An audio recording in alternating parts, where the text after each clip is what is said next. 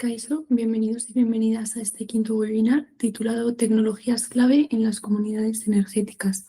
Gracias por estar una vez más aquí y el día de hoy veremos un poco las tecnologías clave en las comunidades energéticas y sobre todo cómo se conectan entre sí.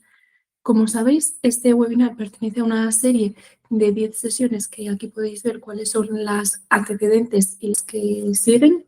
Entonces, el índice para esta quinta sesión, por un lado, empezaremos hablando sobre qué actividades podemos realizar dentro de las comunidades energéticas. Después hablaremos sobre las tecnologías de generación de energía renovable. Luego continuaremos con las tecnologías de almacenamiento y por último hablaremos un poquito sobre monitorización y optimización de la energía y tendencias futuras de innovación tecnológica. Entonces, el objetivo no es solo hacer un listado de qué tecnologías o qué instalaciones podemos realizar y llevar a cabo en las comunidades energéticas, sino mostrar un poco el puzzle completo, cómo generamos esa energía de manera limpia, cómo la almacenamos, cómo la gestionamos con cabeza, que esto sería un poco el tema de monitorización y optimización, y luego también incluso cómo encaja la movilidad eléctrica. Veremos alguna cosa en este sentido también. Y sí que comentar que al final la tecnología no es el fin, sino que la herramienta, ¿no? El fin sería alcanzar esa soberanía energética de la que hablábamos en los webinars anteriores y conseguir esas comunidades energéticas más fuertes, resilientes, sostenibles y con ese componente de participación ciudadana. Entonces, dentro de las actividades de las comunidades energéticas, tenemos aquí este paraguas de las comunidades energéticas, que también lo vimos en el webinar 1, en el que por un lado tendríamos las actividades de capacitación, por otro las de ahorro y eficiencia, luego las de generación y almacenamiento, las de movilidad sostenible y luego pues otras mejoras como la monitorización, optimización, compras colectivas y demás. Vale, entonces tendríamos esta actividad que sería la capacitación en materia energética. En este sentido, al final decimos que capacitar es empoderar, ¿no? Y que el empoderamiento nos lleva a esa soberanía energética, ¿no? ¿Qué sería? La capacitación sería el software que hace que el hardware tenga sentido, ¿no? Un poco que la gente entienda y sepa interpretar y analizar la factura eléctrica, entienda un poco los hábitos de consumo y cómo afectan a final de mes y cómo se ven reflejados en esa factura, también cómo decidir y tomar decisiones dentro de esta comunidad energética. Y también aquí entraría un poco la parte más social, que sería eso, pues aparte de entender y capacitar, formarnos en estos aspectos, integrar a colectivos más vulnerables dentro de las comunidades energéticas, ¿no? De esta forma podríamos abordar, por ejemplo, la pobreza energética. Sin embargo, esto es algo que lo abordaremos un poco más en profundidad en el webinar 9 titulado Integración social y energía para todas las personas. Por otro lado, tendríamos el ahorro y la eficiencia energética, que al final no es de un día para otro, ¿no? Sino un proceso continuo de medir, analizar y optimizar un poco nuestros recursos. E incluso se pueden explorar también compras colectivas en este apartado.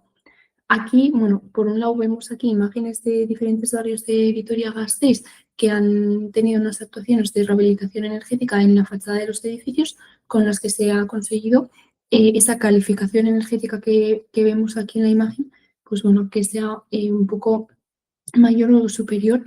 Entonces lo que hemos conseguido es ese ahorro energético, ¿no? También esta pata de eficiencia energética se enlaza directamente con la monitorización y optimización que veremos después, pero iría también muy de la mano. A continuación tendríamos las acciones de movilidad sostenible.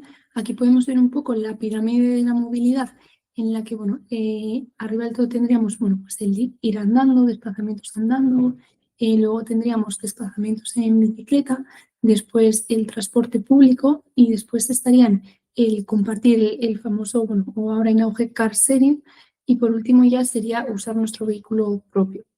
Entonces, aquí vemos, ¿no? Como en la ciudad de Vitoria-Gasteiz está preparada tanto para ir caminando como en bici o con el transporte público. Y también ahora explicaré un poco una iniciativa piloto que se ha puesto en marcha de un coche eléctrico compartido para aquella ciudadanía que quiera unirse a este nuevo modelo de transporte.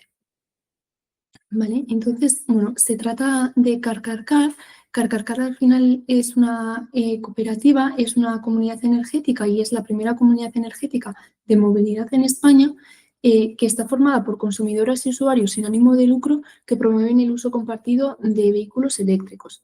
Entonces, un poco, bueno, el objetivo de esta cooperativa es transformar la movilidad basada en el uso privado del vehículo a una movilidad donde el vehículo y el trayecto puedan ser compartidos y conectando a las personas, entidades y colectivos entre sí. Entonces, bueno, el modelo sería eso, un modelo de vehículo compartido, eléctrico y vinculado a energía renovable. ¿Qué ventajas tendríamos? Bueno, pues las que vemos aquí, ¿no? Por un lado, la movilidad eléctrica es más ecológica y eficiente que el consumo de la gasolina. Por otro lado, es una forma de moverse más económica y accesible al no tener que hacer ese desembolso de manera individual del vehículo y ese mantenimiento y bueno, todos los gastos relacionados de manera individual. Siempre al final, cuando lo hacemos de manera colectiva, por economía de escala, nos sale más económico e incluso personas que igual no tengan una situación económica tan estable o tan alta, pues pueden unirse también bueno, a este car sharing, ¿no? Luego tendríamos la ventaja de eso, del uso compartido y responsable y responsabilidades compartidas entre todos. Luego que nos permitiría acceder a otros servicios que se pueden ofrecer de la propia cooperativa. Y por último, el ahorro en combustibles y la facilidad de aparcamiento, ¿no? Porque al final pues, tendríamos unos lugares fijados para aparcar nuestro vehículo. Sin embargo, bueno, ¿qué elementos clave o qué es necesario saber sobre esta cooperativa y si queremos unirnos? Bueno, pues por un lado, que para ser usuario es necesario ser cooperativista y hacer una aportación única inicial de 60 euros. Por otro lado, que las reservas se pueden realizar a través de una app muy intuitiva y se puede así controlar el uso de cada usuario. Luego, que los vehículos eléctricos al final son propiedad de la cooperativa, lo que significa que son de todos y de todas. Luego, que la recarga de estos vehículos eléctricos, como comentaba al principio, se hace con energías de origen renovable, en este caso de la energía solar fotovoltaica. Y por último, que el sistema es de un uso flexible y justo, ¿no? Las tarifas que luego se incorporan son por uso y no por propiedad. Vale, entonces dicho esto, vamos a pasar a las tecnologías de energía renovable, que por un lado tenemos la energía solar fotovoltaica. Aquí podemos ver el esquema de una instalación solar fotovoltaica conectada a la red y sin almacenamiento, ¿no? Y bueno, una imagen de una comunidad energética de Vitoria con ya sus placas instaladas.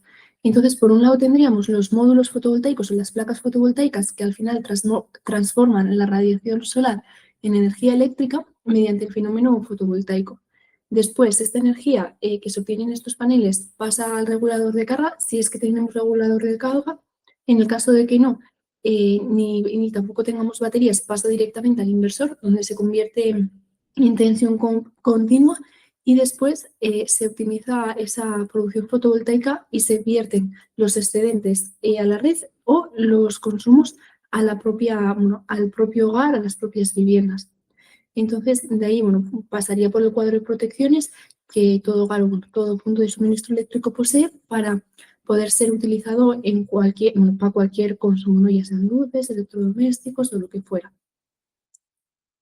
Después tendríamos la energía solar térmica, que en este caso, con el esquema es similar, pero sin embargo, en vez de abastecer la energía eléctrica, abasteceríamos esa energía térmica, ¿no? El agua caliente sanitaria, que sería el agua que usamos pues, para darnos una ducha, para cerrar los platos y demás, y la calefacción. Entonces, bueno, sí que es cierto que en este sentido tenemos también un captador solar y a veces pueden ser unos tubos que tienen agua dentro y se calienta a través de la energía del sol ese agua que luego va pasando por una espiral que está dentro de otro depósito de agua caliente más amplio y lo que hace es calentar esa agua que está en la zona exterior del depósito, como vemos aquí en la imagen, y después ya podemos consumir ese agua bueno, para el agua caliente, la calefacción o lo que fuera. Lo que nos permite es que si normalmente de la red la temperatura el agua viene a una temperatura, entonces, pues con las calderas convencionales, como pueden ser calderas de gas natural, se calienta todo este agua a la temperatura adecuada para luego el consumo humano. En el caso de que metamos un sistema de este tipo, pues ese agua lo estaríamos calentando con la energía solar. Después tendríamos la energía mini-eólica, que puede complementarse también con la energía solar, aportando energía en horas no solares, ¿no? Simplemente tendríamos que tener viento y hacer funcionar a nuestros pequeños aerogeneradores de viento. Entonces, bueno, en entornos urbanos hay más condicionantes, pero podría encajar en casos concretos. Sin embargo, sí que comentar que bueno, puede ser una colocación, una instalación más complicada, una baja eficiencia y es difícil encontrar zonas aptas en el entorno urbano para de verdad sacar provecho a esta tecnología. Además, es una tecnología que actualmente está en constante investigación y evolución, pero bueno, sí que podría ser otra opción, ¿no? Aquí podemos ver diferentes prototipos que diferentes empresas, centros de investigaciones, universidades y demás, pues bueno, están probando para que pueda ser otra instalación a llevar a cabo dentro de las comunidades energéticas. Después tendríamos la bioenergía, que por un lado tendríamos el biogás y por otro la biomasa. En el caso de la biomasa tendríamos diferentes combustibles, como podéis ver aquí en la diapositiva. Entonces, bueno, en el caso del biogás, sería simplemente valorizar ese residuo de las granjas o depuradoras, por ejemplo, para utilizarlo para la electricidad y el calor, ¿no? Entonces, aquí lo que podemos ver es eso, pues una central de biogás que se utiliza por un lado para obtener energía en forma de calor y por otro lado en forma de electricidad. Sin embargo, en el caso de la biomasa, bueno, aquí tenemos la comparación, ¿no? De una central térmica convencional y de una caldera convencional de biomasa. En el caso de la primera, se quema la biomasa en la caldera para generar vapor que alimenta una turbina eléctrica que a través de la misma conseguimos esa electricidad. Sin embargo, al final la preparación y el almacenamiento de esta biomasa puede ser un inconveniente, bueno, requiere de un silo, de un espacio de almacenamiento bastante amplio y también un filtro y una gestión de los residuos, bueno, bastante detallada, ¿no? Aquí sí que es cierto que este sería un caso bastante poco aplicable a las comunidades energéticas dentro de entornos urbanos, pero bueno, podría ser otra opción. Sin embargo, se podría adecuar más a una caldera comercial de biomasa, perdona, que sería un mismo sistema que las centrales térmicas convencionales, pero a una pequeña escala, ¿no? Por ejemplo, en este caso, los peles o las sillas podrían ser nuestro combustible, ¿no? Que suele ser lo más común para las calderas, sobre todo aquí en Euskadi, y podríamos utilizar la energía directamente para la calefacción y el agua caliente sanitaria.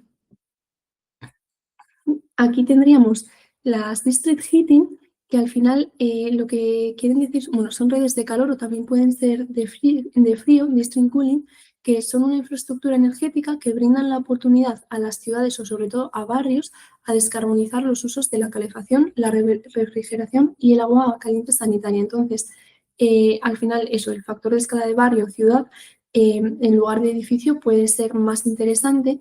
¿Y qué ventajas tendríamos? Bueno, facilitar la integración de fuentes de energía renovable como la biomasa junto a la geotérmica, energía solar o bueno, otras que veremos más adelante, o también residuales como la recuperación de calor de industrias cercanas o plantas de valorización de recursos, por ejemplo, para promover así un poco el principio de economía circular.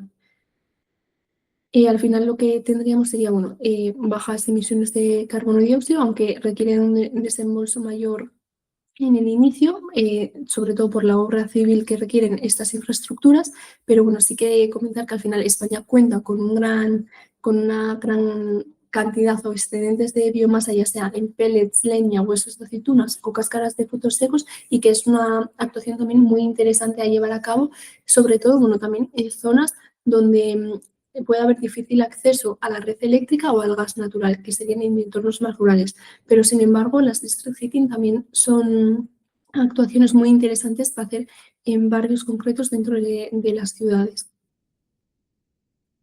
Vale, aquí, bueno, podemos ver un poco un ejemplo, ¿no?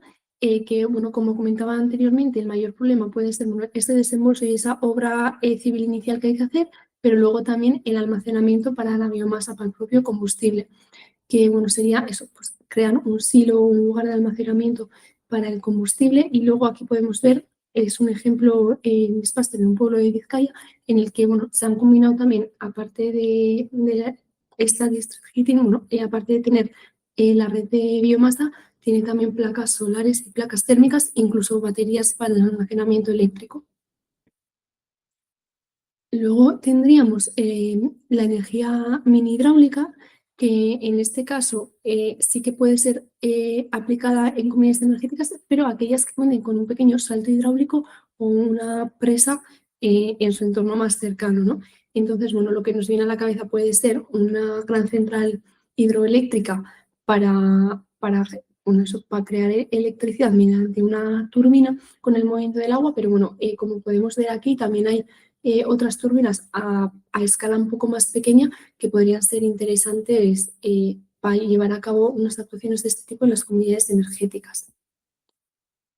Y aquí, bueno, como por último, sí que comentar que me he adelantado antes un poco, pero la hibridación de los sistemas, es decir, combinar diferentes tecnologías de las que hemos visto hasta ahora entre sí para obtener bueno, un mayor beneficio energético en este caso, ¿no? Entonces tendríamos la fotovoltaica con la aerotermia, que sería, por un lado, generamos electricidad y lo conectamos también a una bomba de calor con la que vamos a conseguir mayor energía eléctrica y entonces esa bomba de calor, en vez de consumir energía directamente de la red, consumiría de los paneles fotovoltaicos. Y podríamos utilizar energía de los paneles, por un lado, para darle a esa aerotermia, a esa bomba eléctrica, la energía necesaria para funcionar.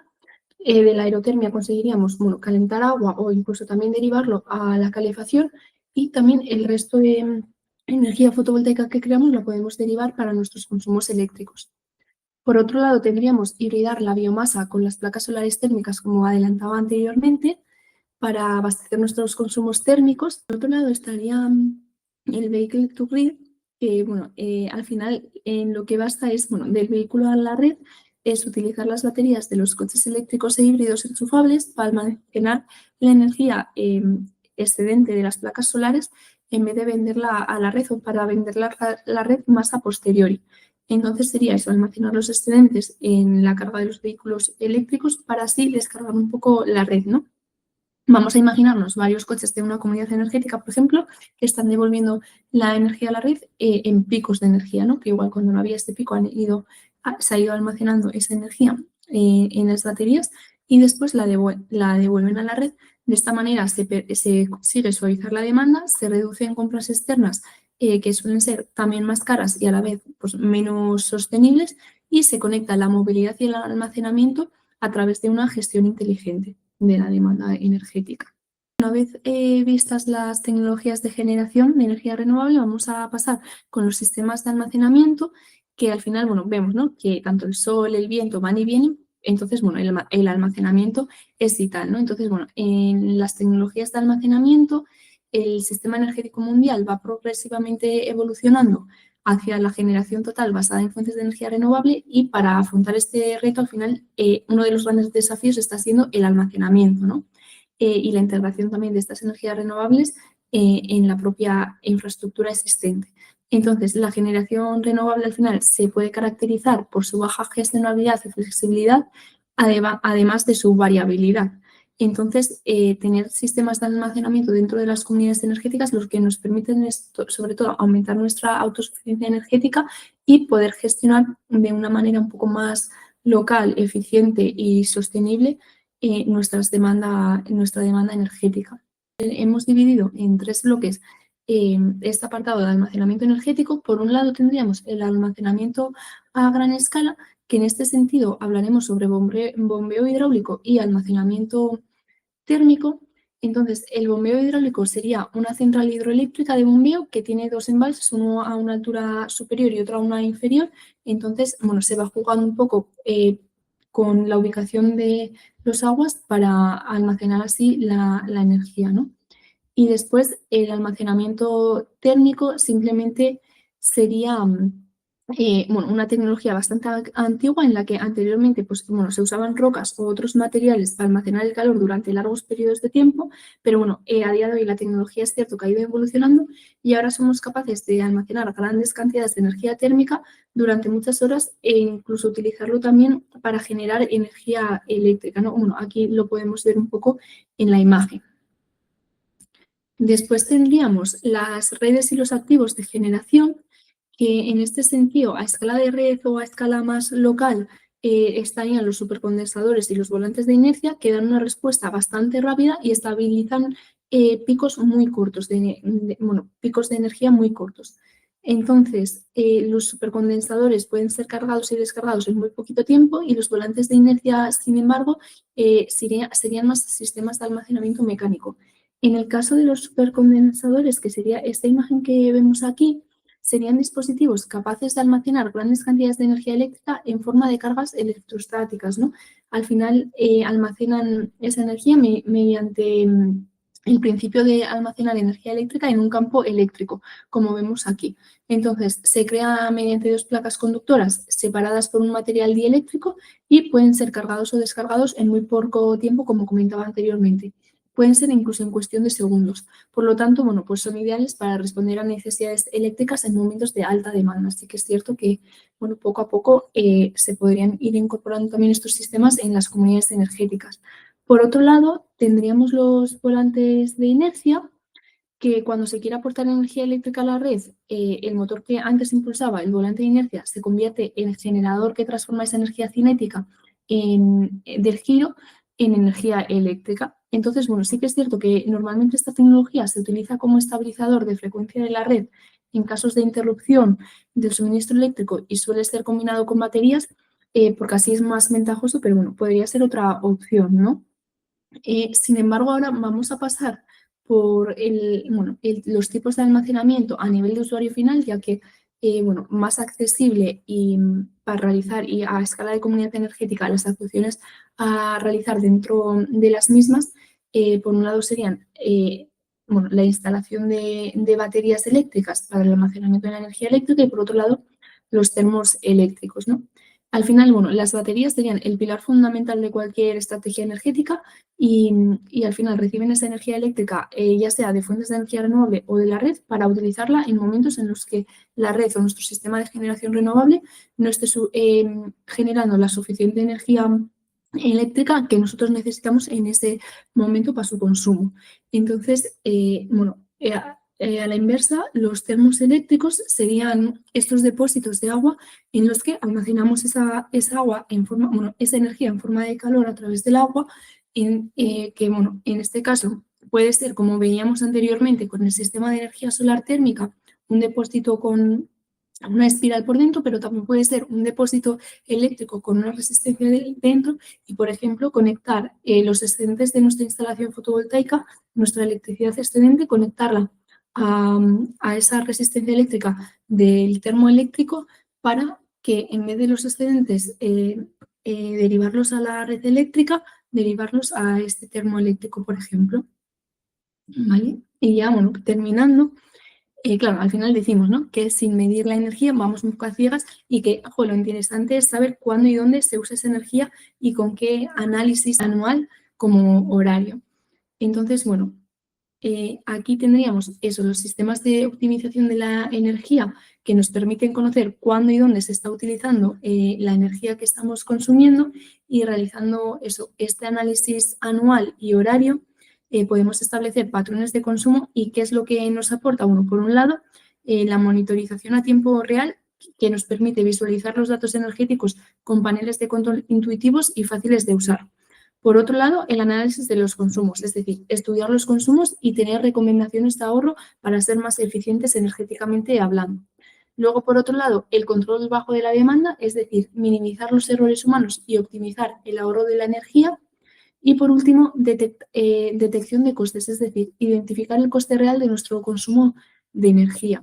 ¿Esto para qué nos sirve? Este conocimiento que nos permite, bueno, pues por un lado, disminuir el consumo, mejorar el uso eficiente, generar ahorro, integrar más energías renovables y ayudar a ajustar estrategias de autoconsumo para que la mayor parte de la energía se consuma dentro de la comunidad y así reducir la dependencia de la red externa, además de detectar ineficiencias y pérdidas, incluso bueno, antecedernos o bueno, eso, adelantarnos a posibles futuros errores o complicaciones que podamos tener, ¿no? Entonces, bueno, sería un ciclo que se va repitiendo, bueno, se cierra, pero se va repitiendo, ¿no? Que sería medir, analizar, actuar y volvemos a medir y vuelven a comenzar este ciclo, ¿no?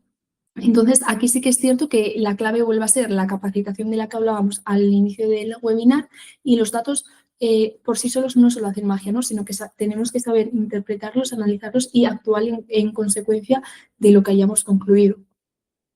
Entonces, ahora sí que sí, por último, mirando adelante, nuevos modelos de mercado, como por ejemplo el peer-to-peer entre vecinos, más digitalización y herramientas inteligentes, redes flexibles, almacenamiento y nuevos vectores energéticos como el hidrógeno verde, se prevén que serán las nuevas actuaciones o las tendencias futuras de las comunidades energéticas y al final el gran salto se prevé o bueno, se espera que no solo sea la siguiente gran tecnología, sino cómo integrar y coordinar mejor las que ya tenemos actualmente con algoritmos que gestionan un poco la gestión compartida de la energía, las plataformas de datos abiertas, bueno, otros modelos de organizarnos en comunidad y demás. Entonces, bueno, sí que comentar que hay un webinar preparado específicamente para este tema, que será el webinar 8. Entonces, os animo a que si este tema os interesa, podáis acudir al webinar 8 a ampliar la información en este campo. Dicho esto, agradeceros vuestra asistencia en este webinar. Para cualquier duda os dejamos aquí nuestros datos de contacto y bueno, terminar otra vez recalcando ese puzzle de actividades de las que hablábamos al principio del webinar, que al final sería eso, combinar un poco la capacitación, eficiencia, generación de energías, almacenamiento y monitorización y tendencias futuras para tener como resultado un ahorro, autonomía y una descarbonización local dentro de nuestra comunidad energética. Eskerrik asko eta hurrengo arte.